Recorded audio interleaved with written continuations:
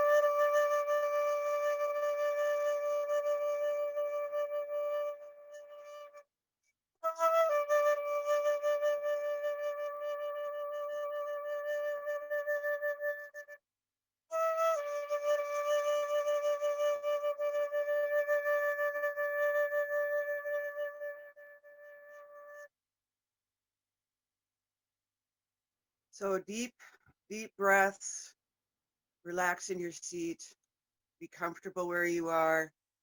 Make sure that you close your eyes and think about your breathing. Nice, deep belly breaths. And just breathe into the moments that we have. We are here, we are now.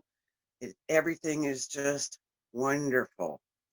We have a lovely day, sunshine or not. We have a beautiful day to be out and about and wandering. We have clear streets to drive through. We have nice lake walk to walk on. People are happy. People are peaceful.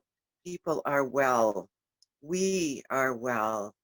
And we need to remember that and keep that in our prayers, keep that in our hearts, and pray for those who need our prayers to be well.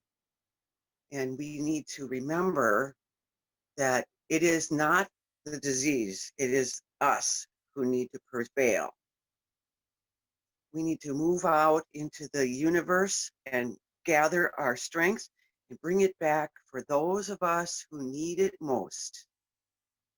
We need to be above and beyond what we are experiencing and experience the joy and the love and the camaraderie that we have whenever and wherever we can share that.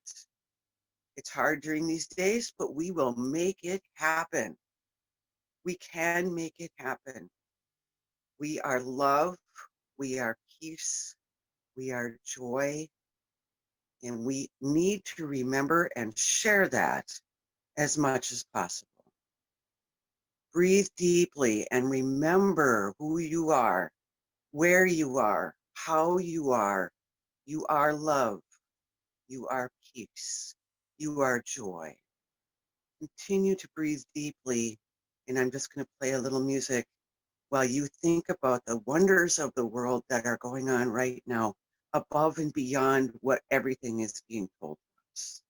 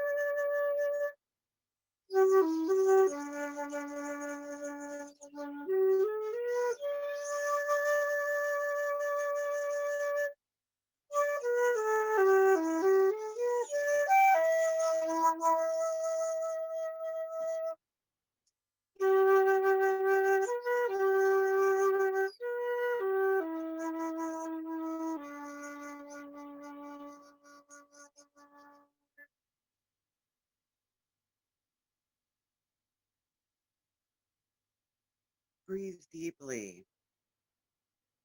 Bring yourself back to this time and space.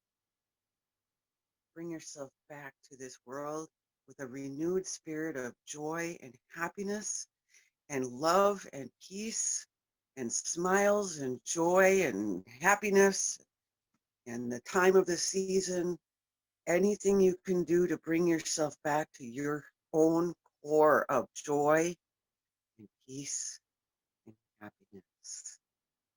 Bring yourself back, cut gently, take a nice deep breath, come back to me in this time and space, and open your eyes. And remember how happy we can be.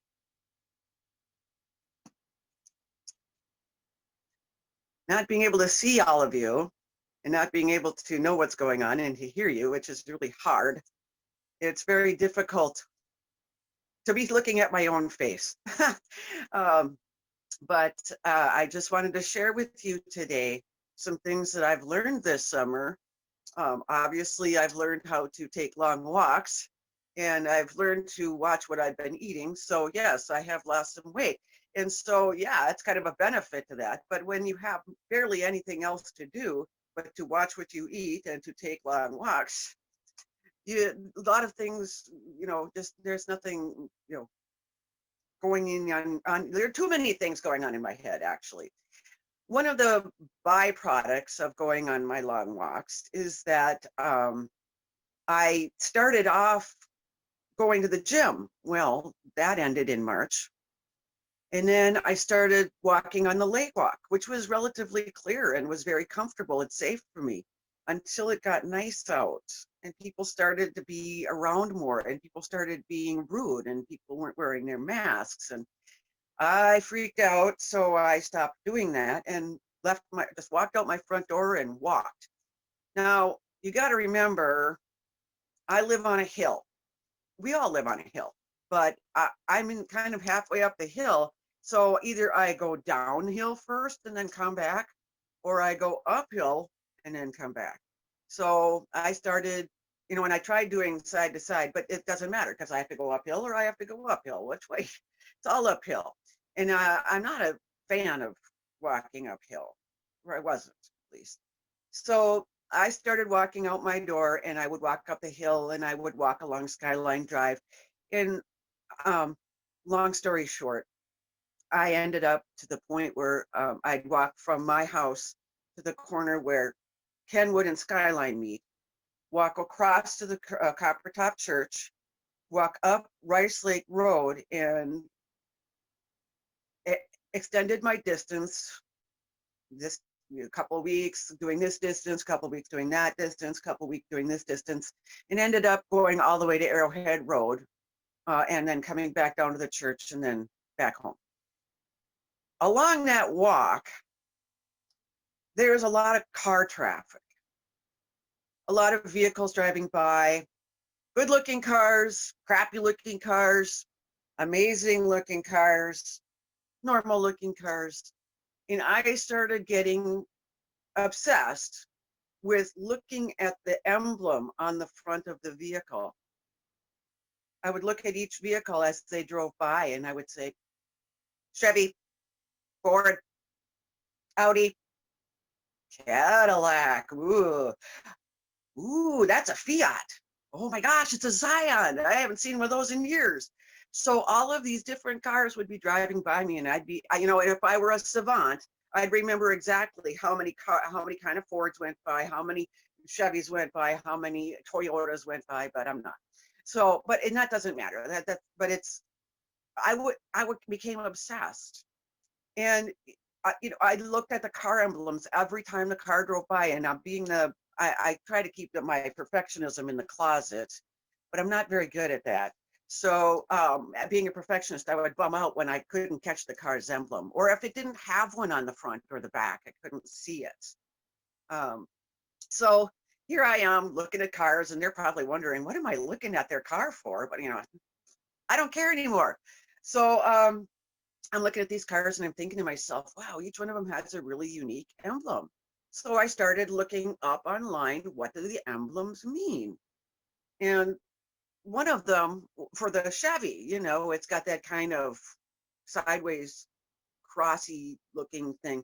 I looked it up and it said it's a bow tie. Okay, now my dad used to wear bow ties, and the emblem for the Chevy vehicle doesn't really look like a bow tie to me, but if they want to call it a bow tie, it's a bow tie. Okay, that's the way it is. So, no, well, of course, another one that I had to look up was the Subaru, because I drive a Subaru. And it comes down to the different stars on the emblem of the Subaru are the stars of the Pleiades -1, which is not, I'm not quite sure why. But I couldn't remember. I don't remember what I read about that. But so I was fascinated. I thought, well, that's great. I mean, that means a lot to me. I thought that was kind of cool that I have chosen a vehicle that has an emblem that takes me out to the stars. So that was kind of cool. And actually, when I started to think about it, I have this necklace that's the shape and color, well, not necessarily color, but the shape of the emblem on the Subaru. And I just realized that this summer. I'm like, wow, well, that's kind of weird. I bought this years ago, you know? And so I started to think about the cars, and I started to look at the cars, and I started to think about the cars, and I thought, there's red ones, and there's blue ones, and there's green ones, and there's yellow ones, and they're all made out of ticky-tacky, and they all look just the same, right? No, they're all different. They're all different. They're all unique. They all have their own special look to them. Used to be. I mean, it used to be that when you drove down the road, you saw a Subaru, you knew it was a Subaru without looking at the name on it or without looking at the emblem. You knew it. I mean, because the Subaru had kind of a certain look to it. Well, the Subarus have changed. I'm like, oh, that looks like a Ford. Nope, it's a Subaru. So I'm getting all obsessed with this car shit, and I'm not a car person. I mean, I have a nice, I want to keep my car nice. I want to keep it in shape. Doesn't always work that way. Sometimes it doesn't look so good, and it's older, so it's beginning to get a few cancerous spots on it, and that bums me out. But so anyway, looking back at these cars and looking at the cars and thinking, okay, well, red, orange. I didn't look at the license plates. I mean, that's a car game you play in the car. You play it, you look at the license plate and try to make a word out of the letters that are on the license plate. But no, that wasn't interesting to me. The emblems were interesting to me. And I thought, what do these emblems mean? And why do we choose the vehicles that we choose? Is that something to do with lots of research that we do, that we are thinking about, okay, what's the best brand? What do I want? 4-wheel drive? Do I want all-wheel drive? Do I want a choice? Do I want front-wheel drive? What do I want? And looking up, making really educated choices. Or is it an emotional thing? I bought my Subaru, my first one, and I'd been dying to buy a Subaru because I have a license plate that says our car, and so it's Subaru car. And it's my name. So I had to, nobody gets it. I have to advertise it to everybody. So so mine was more emotional, or this is what I want, not what I need. But I love the 4-wheel drive, and I will never go back without all-wheel drive, whatever. Then I thought about colors. I was starting to think about colors of cars. What makes us pick a particular color of car? Well, in some cases, people want a particular color of car. And then there are those of us who, when you find a car that you like and it's available, you buy the color that's available. For me, my Subaru, my silver Subaru, I would never have picked silver, but when I needed a new car, that car was available and ready to go, and I got financed for it, and it was okay. I have a silver car. I did not find a car that I liked any better. So silver it is. So the color of the car, I mean, do people choose your car by their color? Do people choose their car by the type of car they are, the brand of car they are, or the size or the shape, or how do people pick out their cars? And then I started thinking about the people inside the cars. And I started thinking about it, and I'm like, you know what, that when one of the things about Subaru, to back up just a little bit, one of the things about Subaru, and I'm sure you've seen the commercials on TV and you've heard about it. If anyone else drives a Subaru, you probably know that Subaru donates a lot of money to charities, Adopt a Pet, Make a Wish, all kinds of different things. They donate millions of dollars to good causes. And so I started to think about that. And I guess I didn't even know that when I bought my first Subaru. And now that I look back on it, I think, wow, I wonder if everybody who buys a Subaru has the same mindset that they want to give to worthy causes, adopting a pet or make a wish or whatever it is. And then I started thinking, well, maybe all of the people who buy Subarus think like I do. And I'm like, no, you know what? No, I'm going on crazy town here, because I don't know if most of you, I posted something on Facebook that I copied from somebody else, which was super funny to me. It's like, okay, me, I have no idea where everyone is on their journey, so I'm going to be kind to everyone. And then it says, also me, use your blinker, fuckface. Excuse the language. But it's like, so if I use my blinker every time I make a turn, or even if there's nobody behind me or around me, I still use my blinker. Even around a parking lot, I still use my blinker. That's the way I think. I mean, I'm thinking about somebody else, not just myself. And so I think, do all Subaru owners think about themselves? Well, no, probably not. But you start to look at these vehicles and you think about their contents, the people who are inside. We have no idea from the outside of the vehicle what kind of person is sitting in that vehicle. We have no idea from the outside of the vehicle what they're going through at this moment, we have no idea where they're going. I'm watching all these cars all summer long, every single day. I'm walking along and there's cars, going here, going there, going here. I'm like, we do not know where they're going. We do not know what thoughts they're thinking. We do not know where their heart is. Just from the outside of the vehicle, we don't know anything about them. And it's kind of just like us. You can look at a person and you have no idea what's going on up here. You have no idea what's going on in their hearts. You have no idea what's going on in their life. It's just this thing that we call a body is just a vehicle. And all the important stuff happens inside.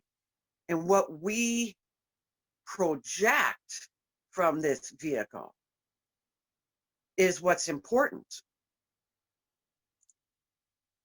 One of the things that, I've been watching way too much television, and there's this really funny commercial about a Chrysler, I think it's the Pacifica, and it's a hybrid vehicle.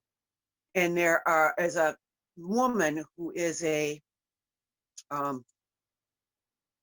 I think she's a comedian. I don't recognize her, but that doesn't mean anything. But it's a commercial where at one part of the commercial, she plays a sports mom.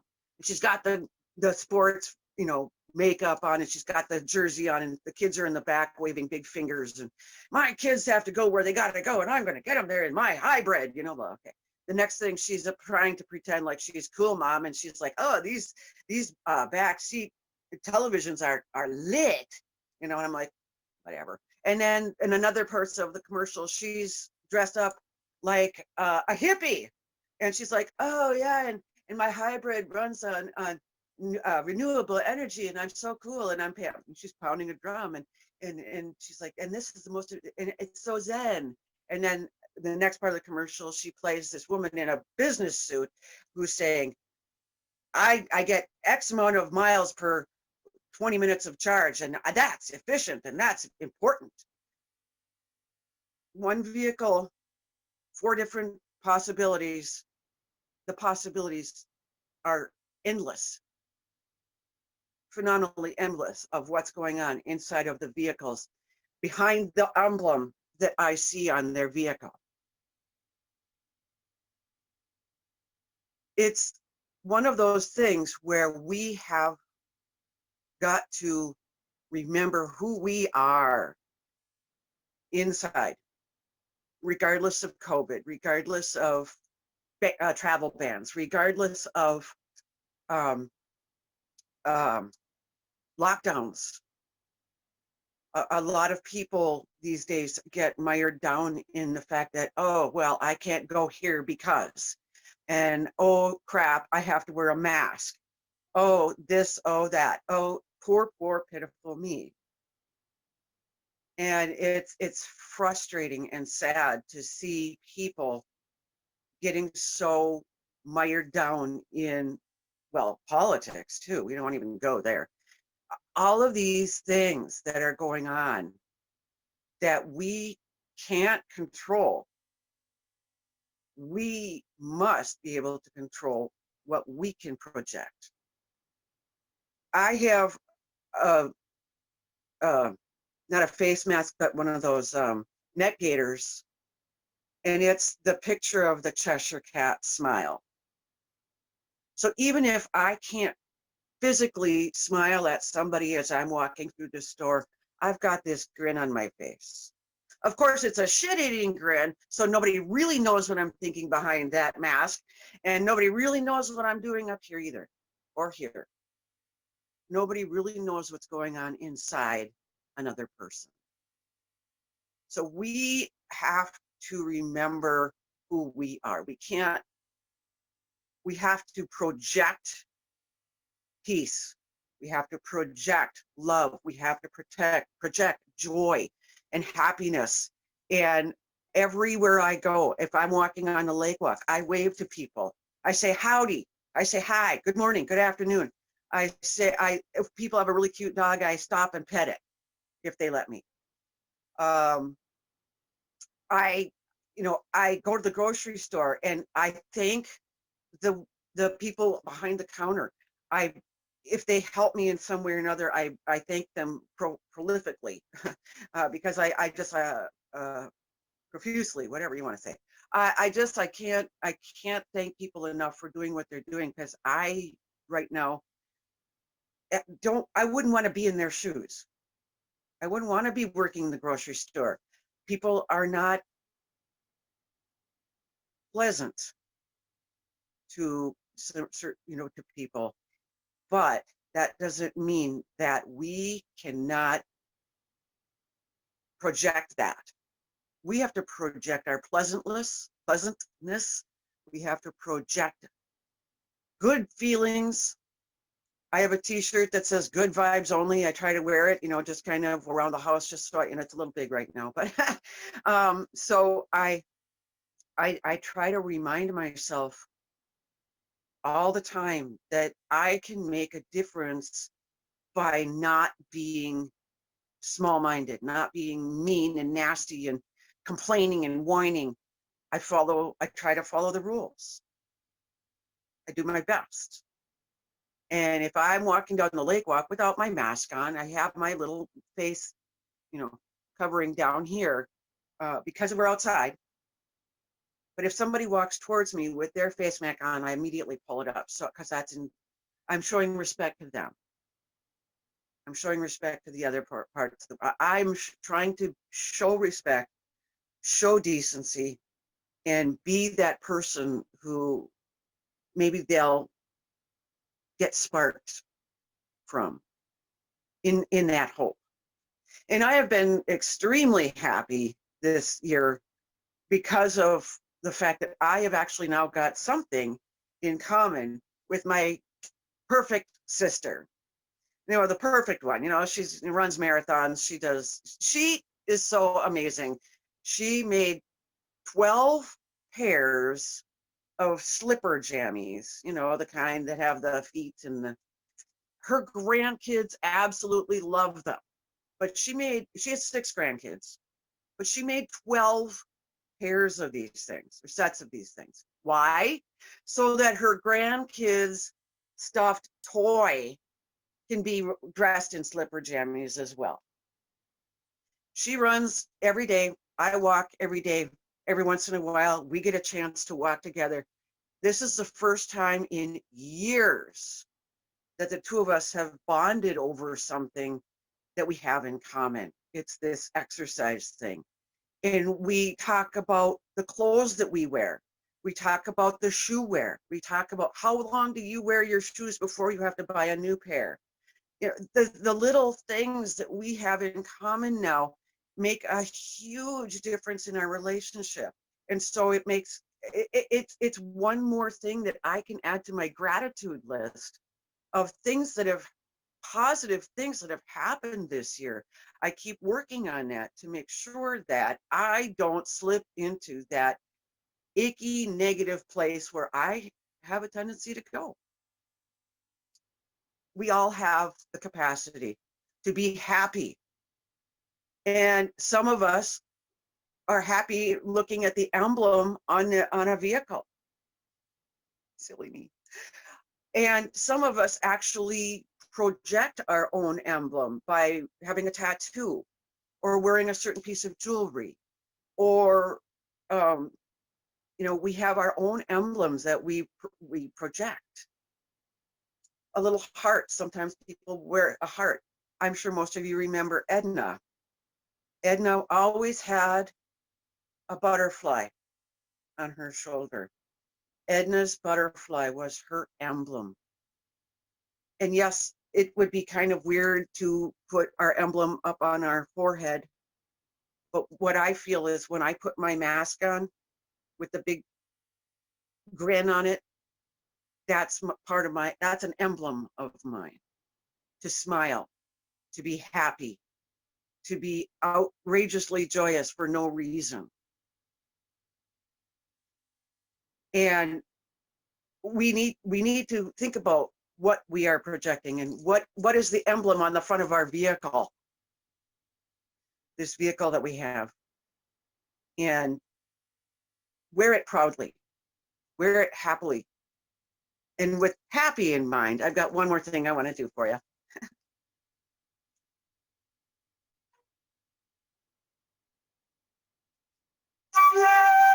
Sorry.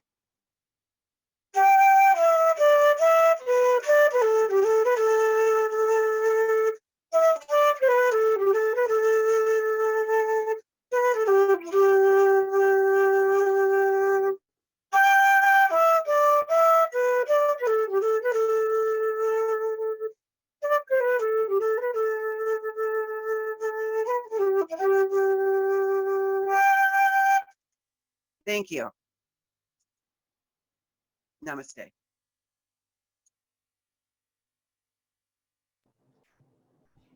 Sue, thank you so much for your message, for the music, for bringing such joy to us this morning. I'm so grateful, and I love the music. Well, I hope it came out all right. I don't know. I haven't tried it, so Anyway, thank you.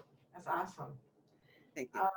I would now be, next thing would be to bless the offering if we were in church. So I just would like to say, I want to thank you for all of your support throughout the years, and welcome all donations to LSICC.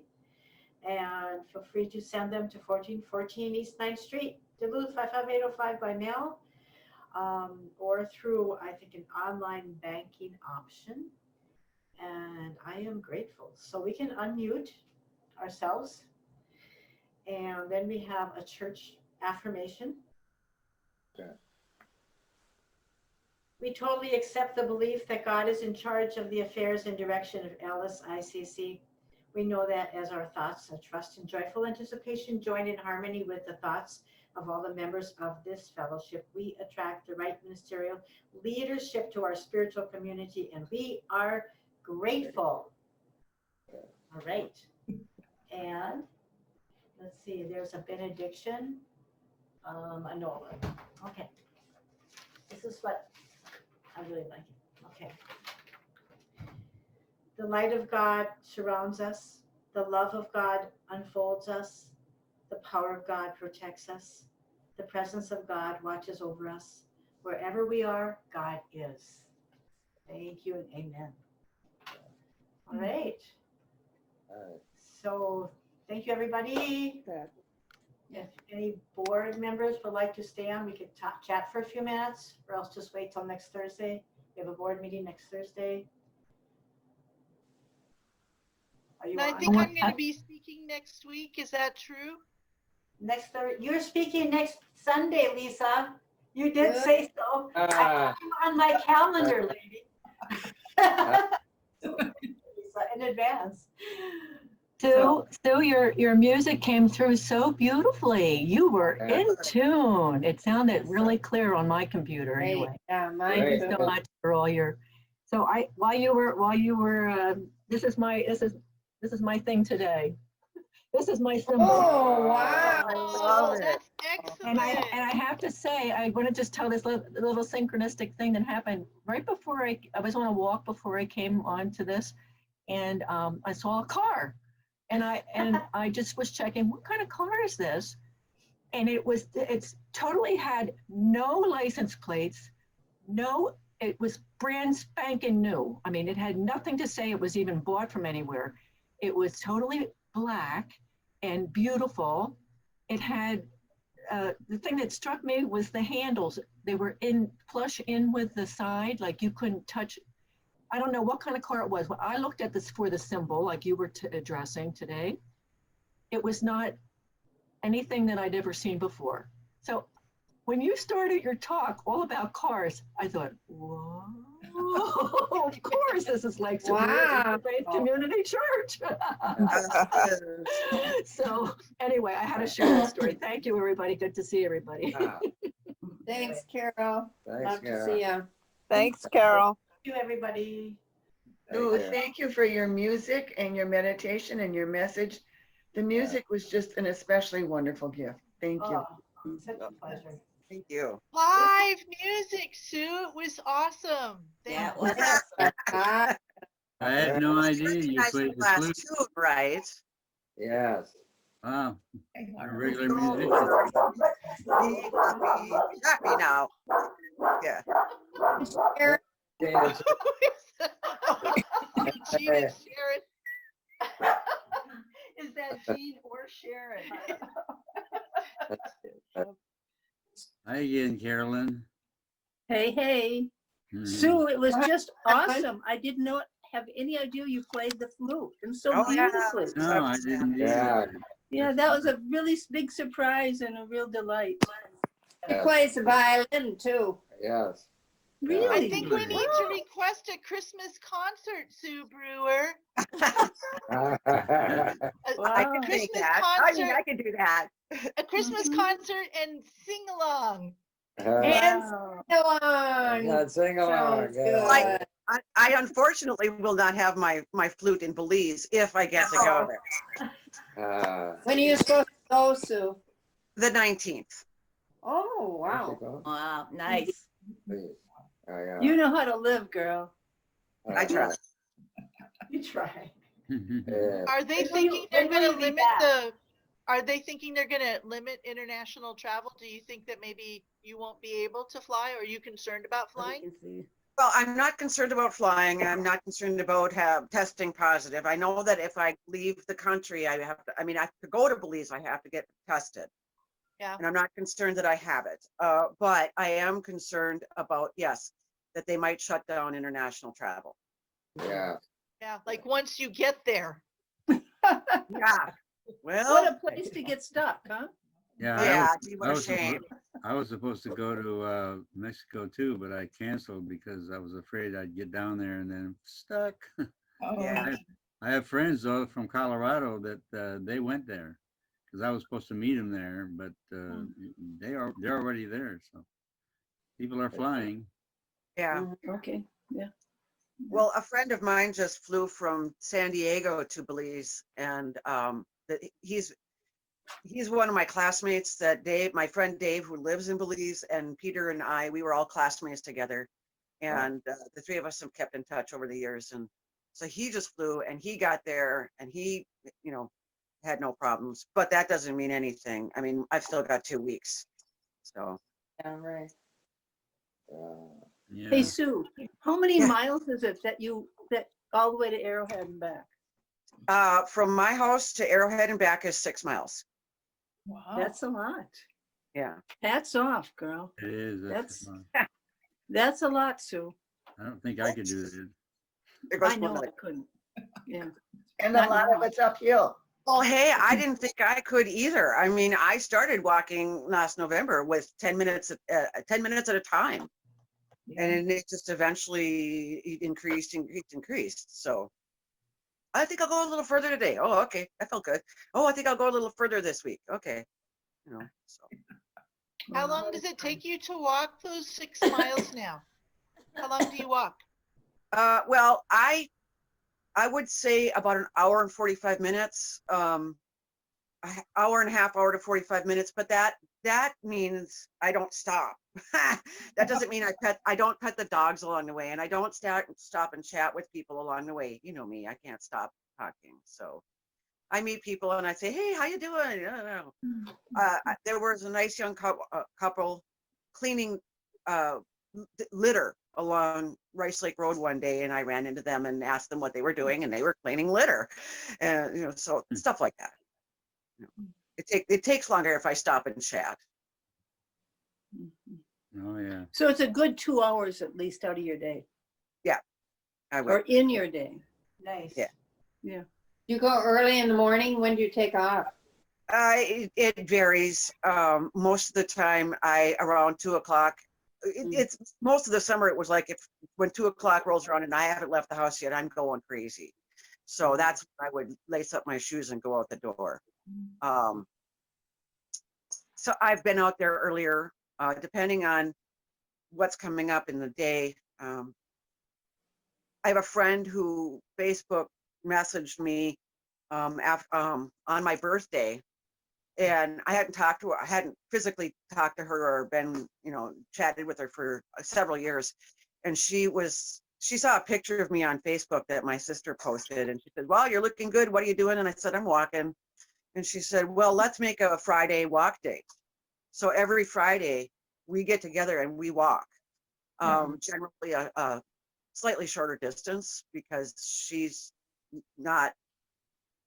hasn't walked 6 miles a day like I have. So I try to keep my pace a little slower, and I try to keep thinking in my mind the distance that we're walking. And then, as I said, sometimes my sister and I will go for a walk. She usually gets antsy in the afternoon, so that always helps. So, Great. yeah. Great. Thank you. Yes, that was great. I never see you, Jean. I'm always on the lake walk. Me? Yeah. I don't go on the lake walk. I It's go. right behind your house. Yeah, I know it's boring. I go on to Hartley. I go Okay. to Kingston. I go to Hawksbridge. I like to go down to Park Point, and Jerry and I go to the golf course, Lester Park Golf Course. Right. And that's a real nice trail. It's kind of a winding trail, a little hilly.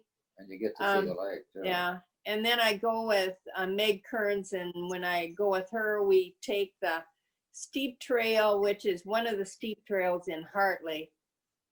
But I don't think I'm sure you can go do that now. I haven't done that since we've had snow, because that can get kind of tough climbing. Yeah. But I've done a lot of climbing. Ann and I used to go years and years ago. That's how I started. And every morning I would go, and we'd go for an hour, and we walked the hills around Piedmont. We took a hill every day. You know, yeah. I mean, we were going for the hills. And after a while, you adjust yourself to the hills, and Yeah. there's a lot around her place. So saw a lot of nice houses and different Yeah. trails. And then we picked June berries in the summer as we Nice. were hills. That got into our June berry picking, and and Jerry and I go now, so I don't go as fast. But it's a nice walk. We're always out there for at least an hour. Oh, we went to Park Point. We usually walk 3 to 4 miles. Oh, Great. that's outstanding. That's, Yeah. That is good. yeah, Yeah, that's that's good. wonderful. So, yeah, okay. So nice seeing everybody. Yeah. Have a Yeah. good Yeah. Yeah, it is. day. And I think you all know that Melanie Cavalis died, so keep her in No. prayers. When was, When did Melanie die? when did she die? She died, I think it was November 28th. I think it was a week ago, Wednesday or Friday. Yeah. And Yeah. her service was this past Wednesday in New York. I didn't make Yeah. it to that. They did an online one. Oh, Prayers yeah. for Melanie and for her husband Gary and their son Ross. Yeah. They're in need of prayers. Yeah, right. Okay. Yeah. And there was. I don't know if anybody here knew Sue Sojourner. I saw that. Yeah. No, Sue Sojourner? Know her. I didn't know her. She was Echoes of Peace singer. Yes. Yeah. And she lived in Washington Studios for a long time. Yeah. She's been down in the Twin Cities for a while now. Mhm. She died on Friday of COVID. Yeah. Wow. She was, And Sue was an amazing activist yeah, she was Yes. nice. in Mississippi, wrote a Yeah. book, was an Photographer and, astonishing. yeah, chronicler of all of the civil Did a lot rights of movement. photography. Yeah. Yes. Yes. Mhm. Yeah, Yeah. her photography really does. She Wow. documented a lot of the civil rights movement I in didn't know Mississippi. that. Mhm. There were prayer Well- requests on Facebook and that I sent out for Scott Peterson's mother and brother. Oh, yeah. His Right. mother had a staph infection. His brother had COVID. I believe the last I heard was they're both doing better. I think he Yeah. posted something on Facebook, which I Okay. don't see. Yeah. But I think continued prayers there would be helpful. And also for my cousin who's a RN working in COVID unit since March in the Detroit area. And she ended up with COVID now and is at home with oxygen. So Wow. She was actually in the COVID ICU at Beaumont. Oh, wow. and she's about 30 years old. So Oh. she's young, but she's been really sick. Her mom's worried. I was talking with her mom. Yeah. Jane, did you say you are in ICU that you have COVID? No. My No. cousin works in Oh. ICU. No, Jean said something about it, and so am I thought. So Oh, no. No. I heard you wrong. Good, No, I do not have COVID, thank God. good. I good, do have good. something, obviously, but I think it's just bronchitis. Yeah. Take care of everybody. We'll keep you in our prayers. Yeah. Yes. Yes, you do. Yes. Bye-bye. Bye-bye. Bye. Blessings all. Bye. Thank Bye, you. all. Good to Thank see you you. all again.